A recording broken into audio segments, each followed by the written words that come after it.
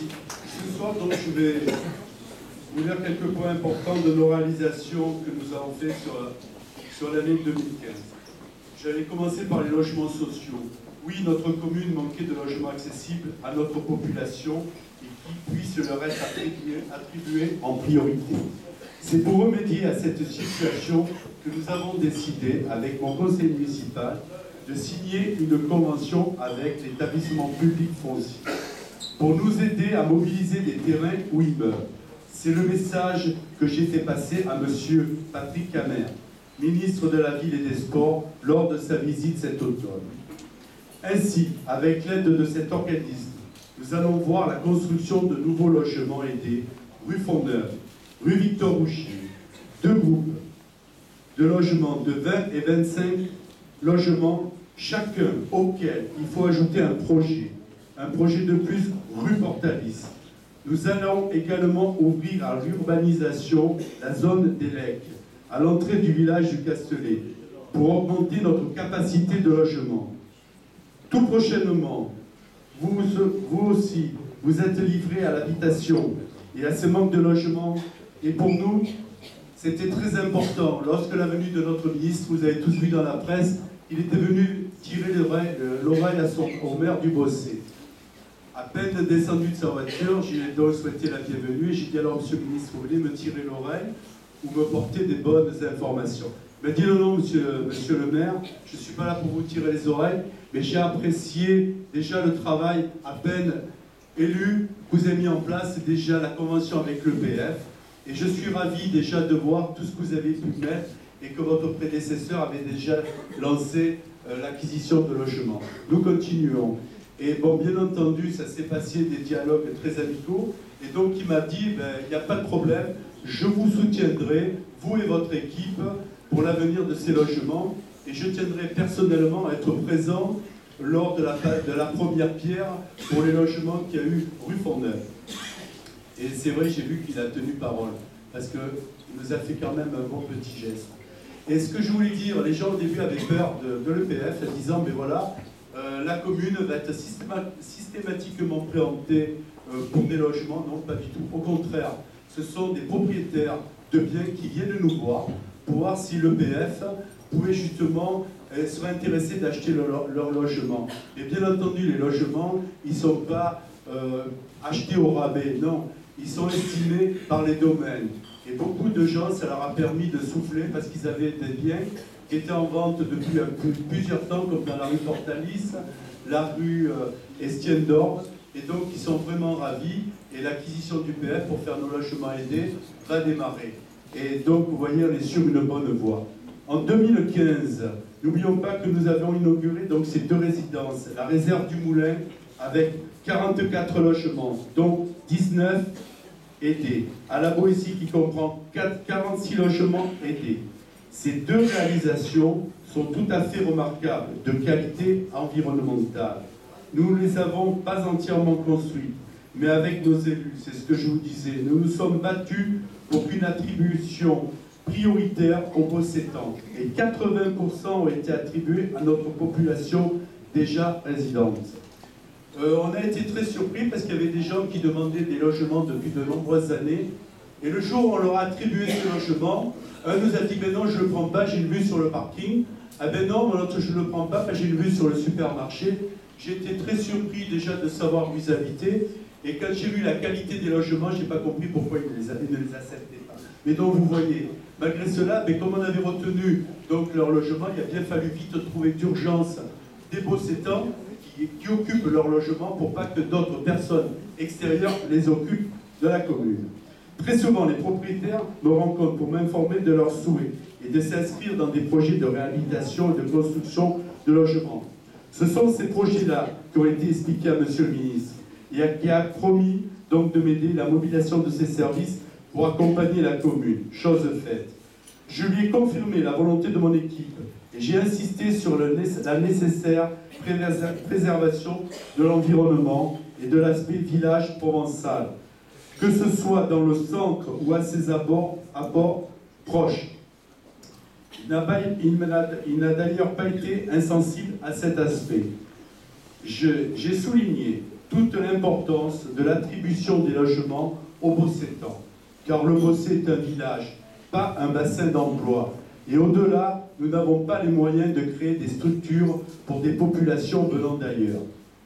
C'est ce qui avait été dit, c'est ce que les gens avaient peur, qu'on soit envahi de toutes les personnes des autres villes qui ne voulaient plus chez eux. Et croyez-moi qu'on y tient et on y fait très attention, et c'est les Bossétans qui restent en priorité.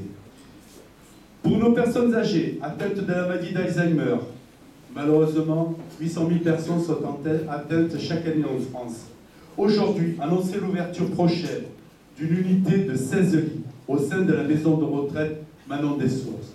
Et on a travaillé sur ce projet rapidement pour qu'il voie le jour, parce qu'on a trouvé quelques petites complications. Et je remercie quand même aussi le soutien du conseil départemental pour son financement, pour arriver à voir le jour de cette unité d'Alzheimer sur le Bossé. Pour le point culture, tourisme et festivités, cette année, nous avons créé la fête du printemps, tonifié la foire aux plantes, initié à destination des jeunes une parade d'Halloween, renouvelé la fête de la musique en permettant à de nombreux groupes et artistes du Bossé de se produire chez eux, alors qu'ils étaient avant invités ailleurs, mais pas au Bossé. Les spectacles d'été ont été multiples et très diversifiés, comme vous avez pu le voir, avec du jazz, du rap, du pop, du reggae, de la salsa et de l'électro. Le Café des Arts a accueilli des artistes qui montent en puissance. Les apéritifs musicaux ont animé les dimanches matins. Le Sun Tour du Var matin est revenu pour la deuxième année, cette fois cet été. Le feu d'artifice pour la libération du Bossé, la magie de Noël pour petits et grands. Un comité de fête a été créé. De nombreuses visites guidées par la Maison du Tourisme et par l'association des cabanes du Bossé-Bas. Je profite de ce moment pour remercier les associations qui s'impliquent à nos côtés, comme les Agas Galoy, l'Avenir Musical, la Chorale Point d'Or, Pop Academy, la BCTA, notamment. La commune soutient aussi l'association ARPS, qui nous propose régulièrement des conférences et animations de grande valeur. Rappelez-vous l'exposition de Nelson Mandela. À ces associations, comme à toutes celles qui s'impliquent avec passion pour le développement culturel et touristique de la commune, je veux dire un grand merci, même si ce soir je ne peux pas vous citer toutes. Des plus jeunes aux plus anciens membres, je veux vous remercier tous pour votre travail bénévole énorme et remarquable. J'associe le monde combattant pour la très riche exposition sur l'épisode 2015 de la célébration du centenaire de 14-18.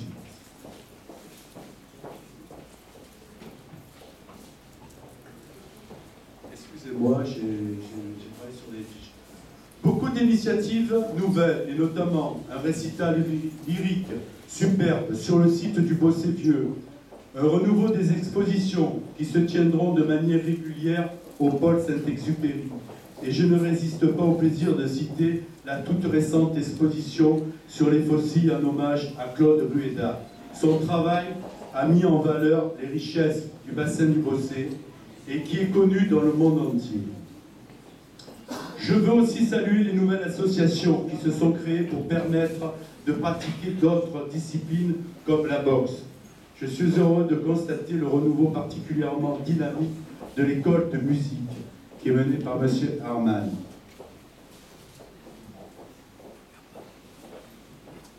Sécurité. Pour notre équipe et moi-même, la sécurité est un point important. C'est pour cela que nous travaillons à renforcer notre police municipale avec l'aide de caméras de surveillance en divers points de la commune. Mentionnons aussi les aménagements routiers pour sécuriser les déplacements. Aidés par les ASVP, nos policiers veillent au centre-ville comme dans les écarts, y compris pour réprimer les abus de tout genre, incivilités, conduite dangereuse, dépôt de poubelles et d'ordures ménagères. Comme vous avez pu voir, comme moi et constater, que les ordures ménagères ont fait un bond. Mais oui, vous savez que c'est géré par la communauté d'Agglo. Actuellement, par un manque de civisme, on se retrouve avec 400 kg de poubelles, d'ordures ménagères par jour en plus. Donc je demande, vous toutes, mesdames et messieurs, de respecter le ramassage, de sortir vos poubelles le soir ou le matin très tôt. Je compte sur vous et de respecter aussi qu'on a poussé que la déchetterie du Bossé soit ouverte le samedi toute la journée et le dimanche matin. Évitez de vider les déchets verts dans les conteneurs. Merci.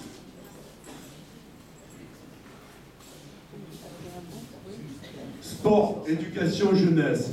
Notre commune compte plus de 120 associations, dont 80 sportifs, avec pour certains d'excellents résultats à l'occasion des compétitions de très haut niveau. Ce sont tous ces sportifs que nous encourageons et tous ces champions qui nous mettons régulièrement en l'honneur. La fête du sport que nous organisons en septembre est un moment privilégié pour rendre hommage à chacun. Je ne peux pas citer tous les membres qui peuplent cette pépinière de champions, mais quand le tir sportif s'honore d'une championne du monde de tir aux 25 mètres, comme Mathilde Lamolle, bravo. C'est toute la commune qui est honorée. Quand une sélection de champions de France de danse acrobatique se déroule sur la commune, c'est toute la commune qui s'exerce. Quand Mireille Hébert organise un stage d'aïkido avec la seule femme 7e dame au monde, ce sont tous nos tatamis qui sont émus. Quand la première exposition de Playmobil du Var tient son salon au Bossé, c'est tous les enfants, jeunes et moins jeunes, qui s'amusent et s'émerveillent. Et tout cela participe grandement à l'élan et renouveau que nous voulions pour la commune. Pour les plus jeunes, nous suivons de très près des projets d'accueil, qu'ils soient de micro-crèches ou d'autres structures.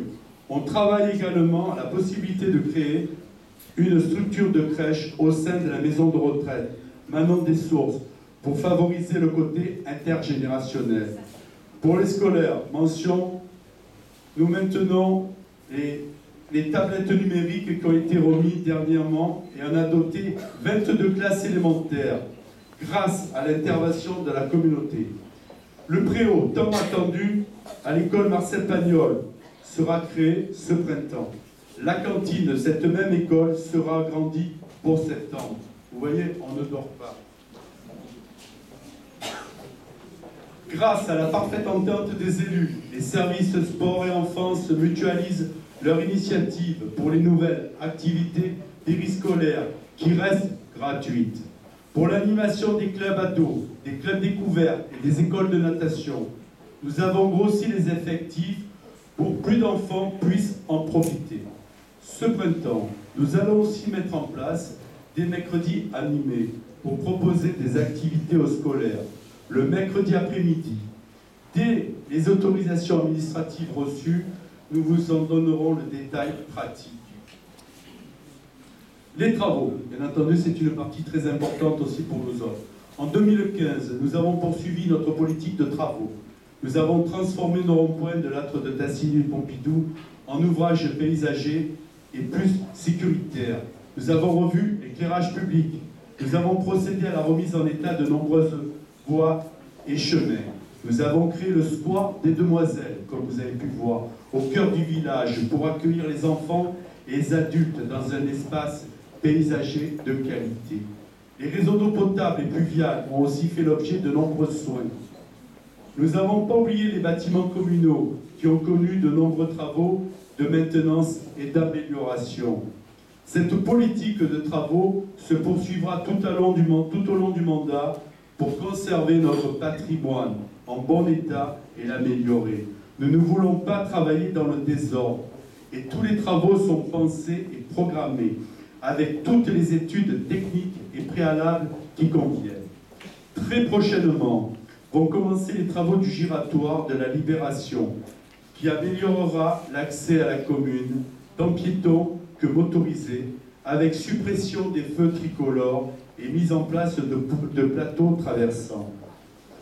En 2016, nous prévoyons la création d'une chambre funéraire au cimetière, la remise en état de l'aire de jeu située derrière le collège sur le chemin Pigné, aire de foot et multisport, la mise en sécurité de l'aire D sur la portion qui dessert le CFA très fréquenté, un giratoire pour casser la vitesse et la mise en place d'un cheminement piéton parmi les projets qui s'annoncent bien.